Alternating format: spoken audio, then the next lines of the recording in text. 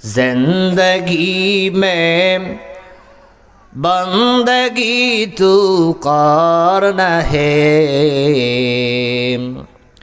जिंदगी बे बंदगी शर्मिंदा है, जिंदगी बे बंदगी शर्मिंदा है, जिंदगी में बंदगी तू करना है, जिंदगी बे बंदगी शर्मिंदा है, जिंदगी बे बंदगी शर्मिंदा है। आए थे हम कुछ न कुछ खरीदने को, जैसे हो रोशन मेरे कल्बो रहो। आए थे हम कुछ न कुछ खरीदने को, जैसे हो रोशन मेरे कल्बो रहो। वरना कृचारा तुझा मैंने है, वरना कृचारा तुझा मैंने है, जिंदगी में बंदगी तू करना है, जिंदगी बे बंदगी शर्मिंदा है, जिंदगी बे बंदगी शर्मिंदा है। दुनिया में हो दुनिया का तलबगार न हो, बाजार से गुजर हो खरीदार न हो। दुनिया में हो दुनिया का तलबगार न हो, बाजार से गुजर हो खरीदार न हो। ए दुनिया एक मिसल कागज फूल है, ए दुनिया एक मिसल कागज फूल है, जिंदगी में बंदगी तू करना है, जिंदगी बे बंदगी शर्मिंदा है, जिंदगी बे बंदगी शर्मिंदा है। মৃত্যুবরণ করতেছে, জানটা এখনো বের হয় নাই, জানটা বের হবে হবে বাপ। চোখ দুইটা বন্ধ করে আবার খোলে, জবান দিয়ে কথা বের হয় না, কিন্তু চোখ খোলে আর বন্ধ করে। এমন সময় দেখবেন যে বাড়িওয়ালা দৌড়ায় বলে, ইমাম সাহেবরে ডাক দাও, ইমাম সাহেবরে ডাক দাও। ইমাম সাহেব হাজির হয়ে গেছে। ইমাম সাহেবরে ডাক দিয়ে বলতেছে, ইমাম সাহেব আমার বাবারে তওবা পড়ান, কালেমা পড়ায় দেন, কখন যেন জানটা বের হয়ে যায়। ঠিক কিনা? কথা বলে না দেখি, হয় না এরকম আপনাদের এলাকায়? ইমাম সাহেবরে ডাকে না? ইমাম সাহেবরে ডাক দিয়ে বলতেছে, হুজুর তাড়াতাড়ি আমার বাবারে কালেমা পড়ায় দেন, কখন যেন জানটা বের হয়ে যায়। ইমাম সাহেব কানের করে আস্তে আস্তে করে কালেমা পড়েন, লা ইলাহা ইল্লাল্লাহু মুহাম্মাদুর রাসূলুল্লাহ। বেচারা তো কথা বের হয় না, চোখ দিয়ে খালি পানি বের করে। তার শত্রুকে দেখার পরও পানি বের করে, বন্ধু কাছে গেলেও পানি বের করে, কথা বের হয় না। সবাই বলে, হারে মানুষটা কি যন্ত্রণা পাইতেছে, না জানি শেষ সময় কি কথা বলার জন্য এরকম চোখ দিয়ে পানি বের করে। যদি কথা বলতে পারতো, না জানি কোন কথা বলতো, আমাদের কোন কথা শোনাইতো, কিন্তু বেচারার মুখ দিয়ে তো কথা বের হয় না। এই জন্য ভাইরা আমার, ইমাম সাহেবরা যখন ডাকা হয়, ইমাম সাহেব কালেমা পড়ায়, কিন্তু কালেমা বের হয় না। আমার আল্লাহ তাআলা বলে, ওই নাফরমান ব্যক্তির জবানে কালেমা বের হবে না। মৃত্যুর সময় যতই আমরা হুজুর ডাকি, হুজুর ডেকে যতই বলি না কেন যে হুজুর কালেমা পড়ান, কালেমা যতই পড়ুক না কেন কালেমা বের হবে না। সারা জীবন আমি নাফরমানি করেছি, নামাজ পড়ি নাই, রোজা রাখি নাই, ঘুষ খেয়েছি, সুদ খেয়েছি, আল্লাহর জমিনে থেকে আল্লাহর নিয়ামত খাওয়ার পরে আল্লাহর নাফরমানি করেছে, আর মৃত্যুর সময় কালেমা নসিব হবে আর আল্লাহর জান্নাতে যাবেন, এতটা সহজ না। আল্লাহর জান্নাতে যাওয়ার জন্য সর্বপ্রথম যেইটা দরকার, আল্লাহ তাআলা বলেন ওয়াসারিউ, দ্রুত আসো, ইলা মাগফিরাতিম মির রাব্বিকুম, তোমার রবের কাছে ক্ষমার জন্য আসো, তোমার রব তোমাকে ক্ষমা করে দিবে, কিন্তু 4 গুণে গুণান্বিত হওয়া লাগবে। এই 4টা গুণ কি? আমার আল্লাহ তাআলা আয়াতের মধ্যে বলেন ওয়া ইন্নী লাগাফফারুল লিমান তাবা, বলেন সুবহানাল্লাহ। আল্লাহ রাব্বুল আলামিন কোরআনুল কারীমের মধ্যে বলেন আমি 4 গুণে গুণান্বিত মানুষদেরকে মাফ করে দেব। ওয়া ইন্নী লাগাফফারুল লিমান তাবা, 1 নাম্বার হলো তোমাকে তওবা করা লাগবে, 1 নাম্বার তোমাকে তওবা করা লাগবে। এখন তওবা করা বলতে আমরা কি বুঝি? তওবা করা বলতে আমরা বুঝি হুজুর যখন বলবে তওবা করো তখন পড়ে নেব আস্তাগফিরুল্লাহ, কথা বলেন ঠিক কিনা? আমরা তো সহজে এইটা বুঝি যে হুজুর যখনই বলবে যে আস্তাগফিরুল্লাহ পড়ো, তাহলে আস্তাগফিরুল্লাহ পড়ি, গোল আল্লাহ মাফ করে দাও, তো সোজা নাকি? আল্লাহ তাআলা বলেন এমন তওবা করা লাগবে, এমন তওবা যেই তওবা করার পরে আমার জীবনের কোনো গুনাহ আমার হবে না। কেমন তওবা? হযরত মুসা আলাইহিস সালাতু ওয়াস সালামের জামানায়, হযরত মুসা আলাইহিস সালামের জামানায় এমন গরম শুরু হয়ে গেছে, আপনারা যেই জমির উপরে বসে আছেন দেখেন মাটি ফেটে গেছে। মুসা নবীর জামানায় এমন গরম শুরু হয়ে গেছে, মুসা নবীর উম্মতেরা মুসা নবীকে যা বলতেছে, ও মুসা নবী আপনি আল্লাহর কাছে দোয়া করেন যেন আল্লাহ তাআলা গরম কমায় দেয়, এই গরম আর সহ্য হয় না। মুসা নবী তার উম্মতদেরকে নিয়ে এরকম নামাজের দাঁড়ায় গেল, নামাজ দাঁড়ায় করার পরে 2 কানা হাত তুলে বলতেছে ও আল্লাহ গরম আর সহ্য হয় না, গরম আর সহ্য হয় না, আল্লাহ তুমি গরম কমায় দাও। আল্লাহ দোয়া কবুল করে না। মুসা নবী আল্লাহর কাছে রাগ করে বলেন আল্লাহ তুমি দোয়া কেন কবুল করো না? এই দুনিয়ার জমিনে যত পয়গম্বর এসেছে তার মধ্যে অন্যতম পয়গম্বর মুসা, যার এমন রাগ ছিল, এত রাগ ছিল, এত রাগান্বিত নবী ছিল। মুসা নবী রাগ করে বলেন আল্লাহ আমি তোমার পয়গম্বর, আমার কিছু কতিপয় উম্মতদেরকে নিয়ে হাত তুলেছি, তুমি কেন আমার দোয়া কবুল করো না? এইবার মুসা নবী কে আল্লাহ তাআলা ডাক দিয়ে বলে মুসা রে, তোমার দোয়া কবুল না করার কারণ হলো তুমি যে নামাজ পড়েছো এইখানে এমন একজন পাপী আছে, যেই পাপীর পাপ করার কারণে, গুনাহ করার কারণে তার আমি দোয়া কবুল করতেছি না।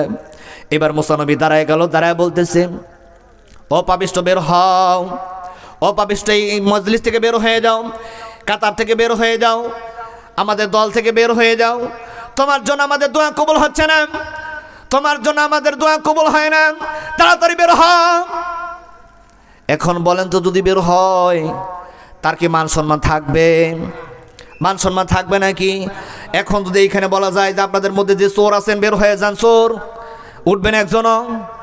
যদি বলা হয় যে ডাকাত কে আছেন বের হয়ে যান, সুদ খায় কে কে হন বের হয়ে যান, নামাজ পড়ে না কে কে বের হয়ে যান, ঘুষ খায় কে কে বের হয়ে যান, সুদ খায় কে কে বের হয়ে যান, আল্লাহ নাফরমান বান্দারা উঠায় যান, বের হবেন কেউ?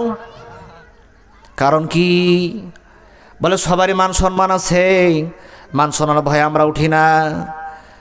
ওই ব্যক্তি এরকম আল্লাহ নবী যখন মুসা নবী বারবার ধমকায় বলতেছে তাড়াতাড়ি বের হ, তোমার কারণে আমাদের দোয়া কবুল হয় না। ইতিমধ্যে গরমে এমন তীব্র আকার ধারণ করেছে, মুসা নবী যখন আরো ধমকানো শুরু করেছে ওই ব্যক্তি তো ওঠে না, মাথা নিচের দিকে দিয়ে আল্লাহকে ডাক দিয়ে বলতেছে আল্লাহ ও দয়ার মালিক,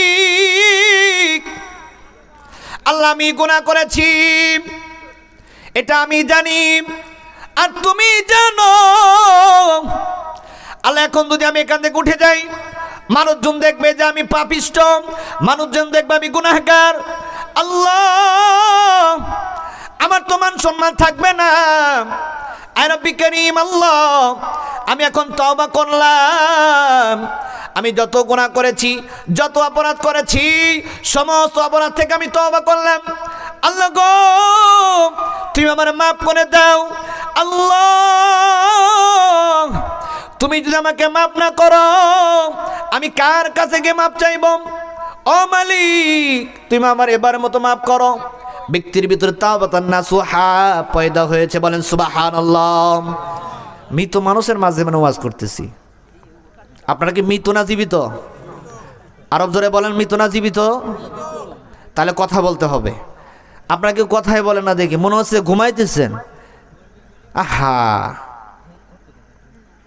মুসা নবী এইবার যখন থমকাইতেছে ওই ব্যক্তি নিসুহা তাওবাতান নাসুহা এমন তওবা করেছে, তাওবাতান নাসুহা তওবা করেছে। এইবার আল্লাহ তাআলা আকাশে মেঘ জমাই দিয়েছে, এমন মেঘ কিছুক্ষণের মধ্যে মুসল্লারা বৃষ্টি শুরু হয়ে গেছে, সুবহানাল্লাহ। এইবার মুসা নবী দেখে বৃষ্টি নামতে শুরু করেছে, মুসা নবীর রাগ হয়ে গেছে।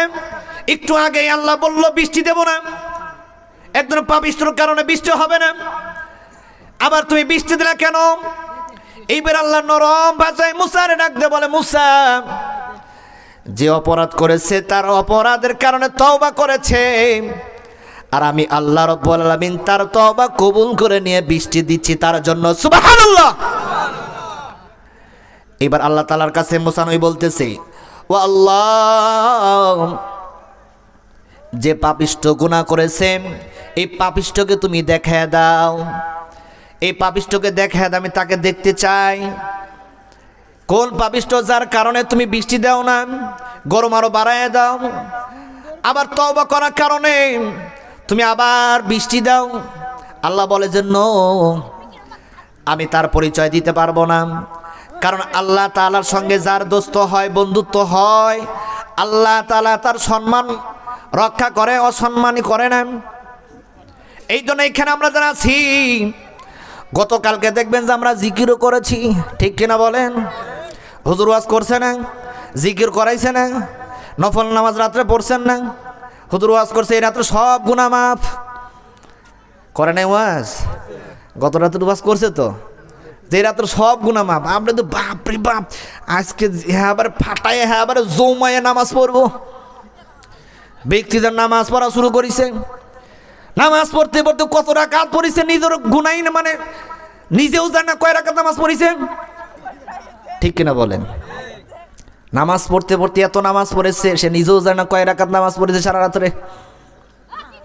আর নামাজের সিস্টেম কি দেখবেন যে হুক্কা হুক্কাকে দেখবেন যে উঠে আর বসে, উঠে আর বসে, সেজদায় দেয় বসে সময় পায় না, কয় তাড়াতাড়ি আবার সেজদায় যায়, কারণ সেজদায় গেলে আল্লাহর সঙ্গে সম্পর্ক আরো ভালো হয়, ঠিক কিনা বলেন? তবে অন্য সময় তেমন একটা সমস্যা নাই, কিন্তু রমজান মাস লিবারে বেকায়দা, ঠিক না? রমজান মাস আসলে বলে কি ব্যাপার হুজুর, আজকে নামাজ একটু দেরি হয়ে গেল 5 মিনিট, হুজুর মনে অসুস্থ। আবার যেই না দেখবেন যে 5 মিনিট আগেই নামাজ শেষ হয়ে গেল, হুজুর 5 মিনিট আগে যে নামাজ শেষ হয়ে গেল বুঝলাম না, হুজুর মনে তেজি হয়ে গেছে। আমার মসজিদে তারাবির সময় একদিন বলছে, হুজুর নামাজ একটু তাড়াতাড়ি পড়ানো যায় না। অন্যান্য মসজিদে হুজুরা বিদ্যুৎ গতি নামাজ পড়ে, আপনি পারেন না, মিজাজ খারাপ হয়ে গেল, আমি পারি না। মানে দেখাচ্ছি পরের দিন নামাজে দাঁড়াইয়া এমন জোরে জোরে তেলাওয়াত শুরু করেছি, রুকু দেওয়া শুরু করেছি, পুরা রকম ওরে বাবারে, রুকুতে যাই সমর পাই না, হুজুর উঠে পড়ে, সেজদায় যা, সেজদায় আমরা সেজদা থেকে উঠে সমর পাই না, হুজুর আবার রুকুতে যায়, হুজুর একটু দাঁড়ান, আসতে পড়ান। দেখলাম কে এখন কেন হুজুর পারে না বলে, এবার বলে যে হুজুর আপনার মতো করে আপনি তারাবি পড়ান, সমস্যা নাই। এরকম হয় কি হয় না? দেখবেন আমাদের গ্রামগঞ্জে যা কথা জানি না, আমি গ্রামের সন্তান হলেও গ্রামের খবর জানি না, শহরের খবর জানি। দেখবেন রমজান মাস আসলে পরে কমিটি বলবে যে হুজুর এলাকার মানুষজন সব কি হচ্ছে মাঠে টাটে কাজ কম করে, সারাদিন পরিশ্রম করে, সারাদিন রোজাও রাখে, একটু দেখেন বিষয়টা একটু বোঝেন তো আপনারা, যদি দেখা গেছে 20 রাকাত নামাজ 25 মিনিটে পড়া যায় তাহলে ভালো হয়। কথা বলেন ঠিক কিনা? এই জন্য ভাইরা আমার, শয়তান হলো আমাদেরকে ধোঁকা দিতে থাকে, ধোঁকা, সর্বোচ্চ ধোঁকা দিতে থাকে। 1 নাম্বার ধোঁকা হলো শয়তান চায় না যে আমরা দিনের পথে চলি। কোন পথে চলি? শয়তান চায় না যে আমরা ভালো হয়ে যাই, শয়তান চায় না আমরা ইহদিনাস সিরাতাল মুস্তাকিমের পথে চলি। এখন ইহদিনাস সিরাতাল মুস্তাকিমের পথে যদি আমরা চলি তাহলে আমরা কি পাবো? এখন আমরা এখানে যারা আছি, এই কথা বলে কারা দেখেন তো, এইখানে আমরা যারা, এদিকে খেয়াল করেন, দেখবেন যে আমরা এখন প্রশ্ন হলো, আল্লাহ আমি আজ থেকে ভালো হয়ে যাব, নামাজ পড়বো, তোমার হুকুম মানবো, আমার কি দিবে? একটা প্রশংসার খবর, একটা সুখবর আপনাদেরকে দেই। আবার আল্লাহ তাআলা বলতেছেন, ওয়ালিল্লাযিনা আমানু মিনকুম ওয়া আমিলুস সালিহাত লা ইস্তাখলিফান্নাহুম ফিল আরদ। চিৎকার মেরে বলেন সুবহানাল্লাহ। আমার আল্লাহ রাব্বুল আলামিন বললেন, তোমরা যারা ঈমান আনবা, খেয়াল করেন আল্লাহ তাআলা বলতেছেন যারা ঈমান আনবে, এক নাম্বার কি? এক নাম্বার যারা ঈমান আনবে, তো ঈমান আনার শর্ত হলো তিনটা। ঈমান আনার শর্ত কয়টা? আরো জোরে বল, ঈমান আনার শর্ত কয়টা? এখন আমি যদি বলি যে লা ইলাহা ইল্লাল্লাহ মুহাম্মাদুর রাসূলুল্লাহ, এটা দ্বারা ঈমানদার প্রমাণ হয় না, এটার দ্বারা আমি মুসলমান প্রমাণ হয় না।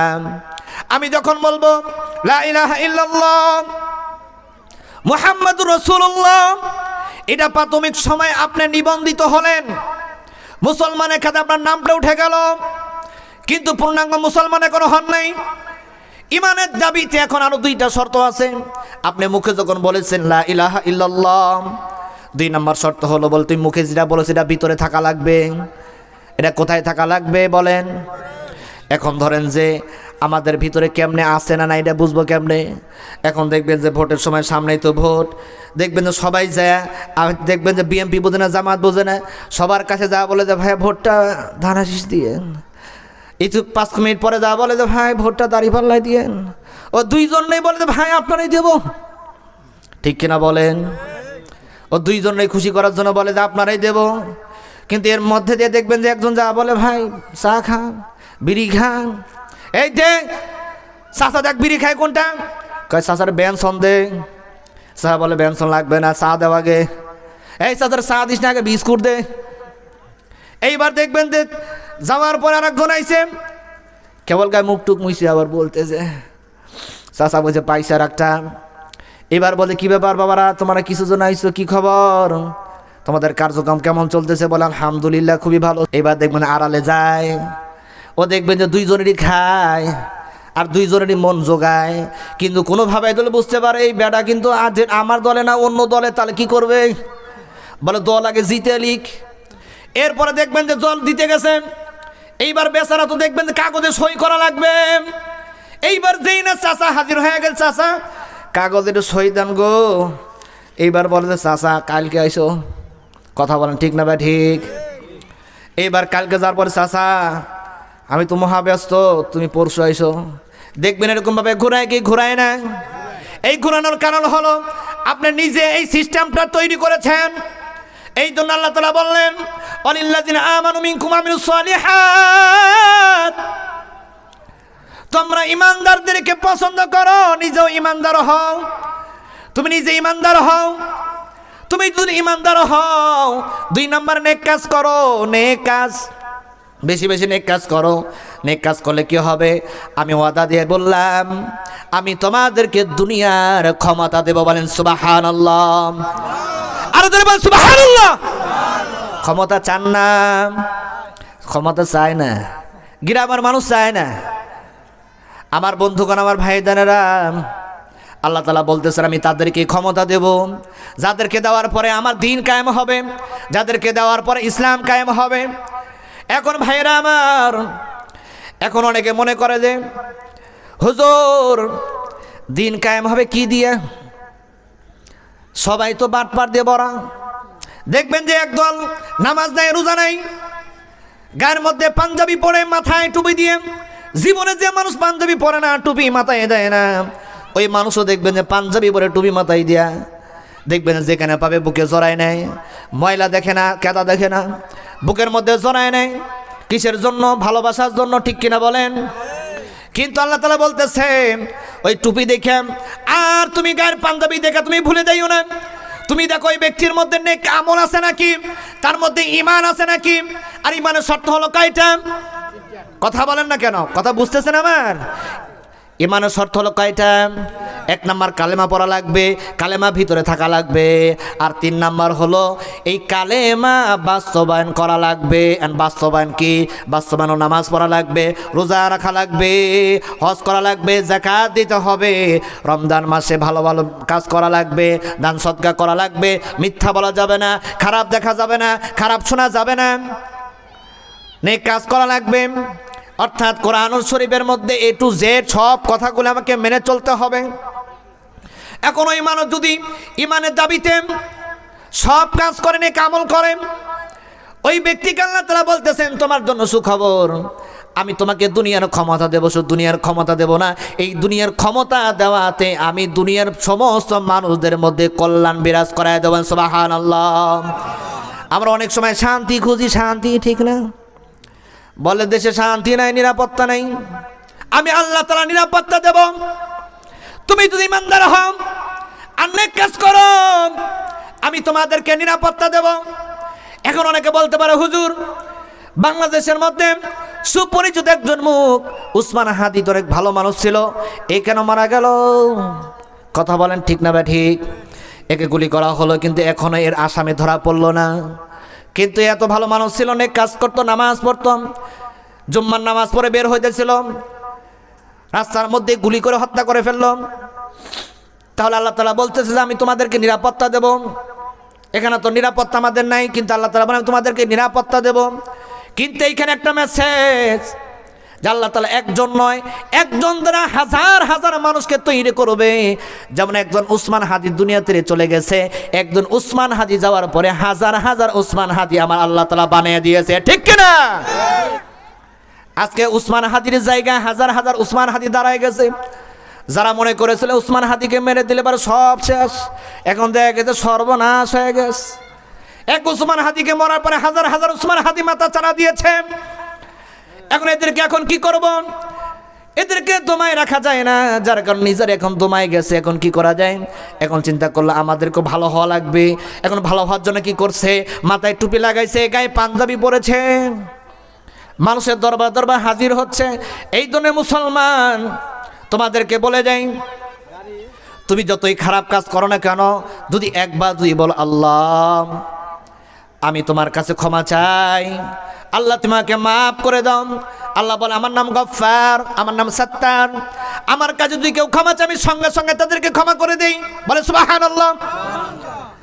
যখন আমার কোনো বান্দা আমার কাছে ক্ষমা চায়, আমি সঙ্গে সঙ্গে তার দোয়াকে কবুল করে তাকে মাফ করে দেই। কিন্তু এই যে আমি তোমাকে মাফ করে দিলাম, এখন ধরো যে তুমি নেক কাজ করে করে একদম ভরপুর করে ফেলাইলা, এত নেক কাজ করেছো, এত ভালো কাজ করেছ, মৃত্যুর সময় চলে আসলো, তুমি মারা গেলে কবরের মধ্যে চলে গেলা। এখন কবরের মধ্যে 3টা প্রশ্ন করা হলো, রবের পরিচয় দাও, দিনের পরিচয় দাও, তোমার নবীর পরিচয় দাও। এখন চিন্তা করলে যে আমি তো অনেক আমল করেছি, এখন আমার জন্য এখন হিসাব সহজ হয়ে যাবে, আমার জন্য হিসাব অনেক সহজ হয়ে যাবে। কিন্তু দেখা গেল আমার হিসাব এত কঠিন হয়ে গেছে। ফেরেশতারা বলতেছে আহারে এত গুনাহগার, এত বড় গুনাহগার কবরের মধ্যে আছে। আপনি এখন প্রশ্ন করবেন আল্লাহ আমি তো ভালো হয়ে গেছিলাম, আল্লাহ আমি ভালো হয়ে গেছিলাম, কিন্তু আমার এত গুনাহ তো আমি করি নাই, আমি তো তওবা করেছি, তওবা করার পরে তো আমি কোনো গুনাহ করি নাই, তারপরেও কেন আমার আমল নামে এত গুনাহ?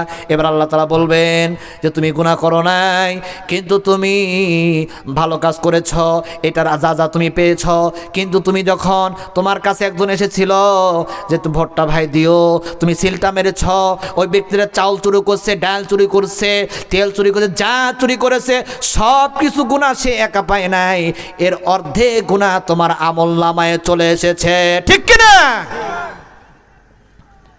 বলে অসহায় মানুষের যা মারবে সব গুনাহগার তোমারও হওয়া লাগবে।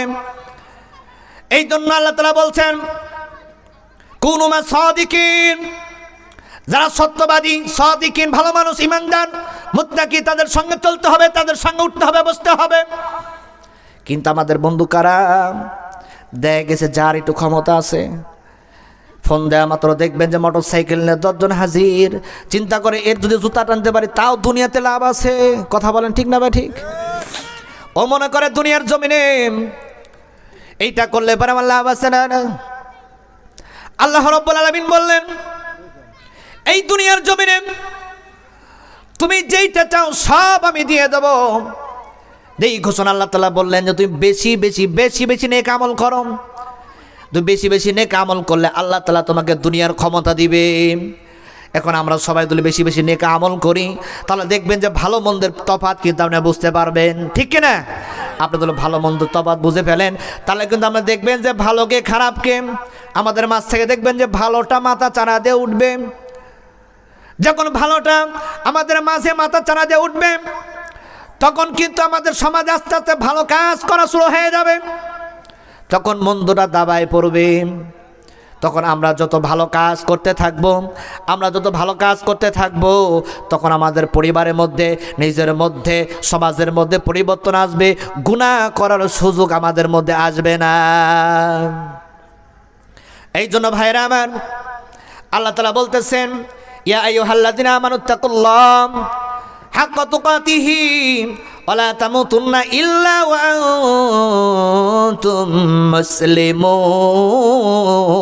বলেন সুবহানাল্লাহ।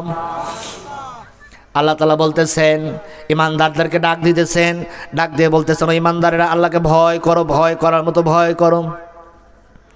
কেমন ভয় করো? ইতিপূর্বে মুসা নবীর ঘটনা শোনাইছে না? কেমন ভয় করা লাগবে, কেমনে মাপ চাওয়া লাগবে, এমন ভয় করা লাগবে। আল্লাহ তাআলা বলতেছেন, ওয়ালা তামুতুন্না ইল্লা ওয়া আনতুম মুসলিমুন, যতক্ষণ পর্যন্ত মুসলমান না হইবা ততক্ষণ পর্যন্ত কবরে আসিও না। এখন কথা হলো, মুসলমান কারা এটা জানার দরকার আছে না নাই? এখন মুসলমান মানে 5 ওয়াক্ত নামাজ পড়া, মুসলমান না মানেই হচ্ছে রমজান মাসে রোজা রাখা, মুসলমান মানেই হলো হজ করা, মুসলমান মানেই হলো দান সদকা করা। এটার বাইরে তার কিছু জানা নাই। কিন্তু আমার নবী যে হাদিস শরীফের মধ্যে বলেন, আল মুসলিমান সালিম আল মুসলিমুনা মিন লিসানিহি ওয়া ইয়াদিহি। বলেন সুবহানাল্লাহ। ঘুমাইতেছেন নাকি? চোখে ঘুম দেখতেছি, ঘুম পারেন? এরকম ওয়াজ করার বদল ঘুম পারেন, তাহলে আর কি ওয়াজ শোনাবো আপনাকে? আল্লাহ নবী বলতেছেন যে মুসলমান হলো তারা, আল মুসলিমান সালিম আল মুসলিমুনা মিন লিসানিহি ওয়া ইয়াদিহি, যারা হাত এবং জবান দ্বারা অপর মুসলমান নিরাপদ। এখন এই দুইটা জিনিসকে আমাদের দ্বারা কি নিরাপদ? দেখবেন যে আমরা দেখবেন যে হাতের দ্বারা মানুষকে মার দেই, কথার দ্বারা কষ্ট দেই। হাদিসের মধ্যে আছে, মুসলমান যদি হতে চাও, খালি মুসলমান যদি হতে চাও, জবান দ্বারা মুসলমানকে কষ্ট দেওয়া যাবে না। আলহামদুলিল্লাহ, আমরা জবান দ্বারা কাউরে কষ্ট দেই না, আলহামদুলিল্লাহ, ঠিক কিনা? আমরা কাউকে গালি দেই না, কষ্ট দেই না। হাত দ্বারা কাউরে মারি না, মারি আমরা? জবান দ্বারা কাউরে কষ্ট দেই? যা দিয়েছেন আসছেন তওবা করে নেবেন, ঠিক আছে? যদি খাঁটি মুসলমান হতে চান তাহলে অবশ্যই তওবা করতে হবে। আল্লাহ তাআলা বলতেছেন, আল্লাহ নবী বলতেছেন যে তোমাদের হাত দ্বারা কাউরে কষ্ট দিবা না, জবান দ্বারা কাউরে কষ্ট দিবা না। এখন আমরা হাত দ্বারা জবান দ্বারা কেমনে কষ্ট দেয়, দেখবেন যে কষ্টের মাত্রাটা কেমন। দেখবেন হয়তো বা আপনি কাউরে মারছেন, হয়তো বা রাগান্বিত হয়ে একটা থাপ্পড় মারছেন, ও হয়তো বা একটু দেখবেন যে শরীরগতভাবে একটু দুর্বল। এখন ও দেখবেন যে গাম দেখবেন শক্তি দিতে পারেন, মুখে বলতেছে আজকে তুই মারলে তোকে দেখে নেব। আজকে না 1 সপ্তাহ পর না হোক, যদি এটা 1 বছর পরেও হয়। আমি যদি এক বাপের সন্তান হয়ে থাকি, আমি যদি এক বাপের সন্তান হই, 5 বছর পরে হোক আর 10 বছর পরে হোক, প্রতিষ্ঠান নিয়ে ছাড়বো, ঠিক কিনা? এরকম হয় কি হয় না? কিন্তু আল্লাহ নবী বলতেছেন, তোমরা কি জান্নাতে যেতে চাও নাকি? তোমরা যদি জান্নাতে যেতে চাও তাহলে তোমাদের জন্য এমন একটা আমলের কথা আমি বলবো, যে আমলটা করলেই তুমি জান্নাতে চলে যাইবা। যেমন গত রাত্রে লাইলাতুল বারাত গিয়েছে, দেখবেন হুজুররা আমাদেরকে আলোচনা শোনাইছে যে এই রাত্রে 2 শ্রেণীর মানুষ ছাড়া সকলকে আল্লাহ তাআলা মাফ করে দিয়েছে। বলেন সুবহানাল্লাহ। এই 2 শ্রেণীর লোক যাদেরকে মাফ করে নাই, এদের কথা কি আপনারা জানেন? আস্তাগফিরুল্লাহ, আপনারা জানেন না? তার মানে এই আলোচনা করে নাই নাকি? 2 শ্রেণীর মানুষকে আল্লাহ তাআলা মাফ করবেন না। 1 নাম্বার হলো যারা মুশরিক। 1 নাম্বার কি? মুশরিক। আর মুশরিক কারা? মুশরিক হলো যারা আল্লাহর মতো কেউ আছে এইটা মনে করা। এইটা উদাহরণ দিলে পারে দেখবেন, আমরা অনেক সময় বলি যদি এই ব্যবসাটা না থাকতো আমি ধ্বংস হয়ে যাইতাম। আমার কাছে একজন পায় 40, একজন পায় 1 লাখ, একজন পায় 2 লাখ। এই ব্যবসায় যদি লাভ না করতে পারতাম তাহলে তো আমি ধ্বংস হয়ে যাইতাম। এরকম বলে কি বলে না? আমাদেরকে খাওয়ানোর মালিক কে? জোরে বলেন, খাওয়ানোর মালিক কে? আমাদের পড়ানোর মালিক কে? আমাদেরকে সব কিছু দেওয়ানিওয়ালার মালিক কে? যিনি খাওয়ায় তিনিই পড়ায়। আমাদেরকে ব্যবসা খাওয়ায় না, চাকরি খাওয়ায় না, ফসল খাওয়ায় না। আল্লাহ যদি বলে যে জমিন তুমি কৃপণতা শুরু করে দাও, আসমান তুমি কৃপণ হয়ে যাও, আসমান থেকে বৃষ্টি ঝরবে না, জমিন থেকে ফসল উঠবে না। আল্লাহ যখন বলে তখন শুরু হয়ে যায়। এই জন্য ভাইরা আমার,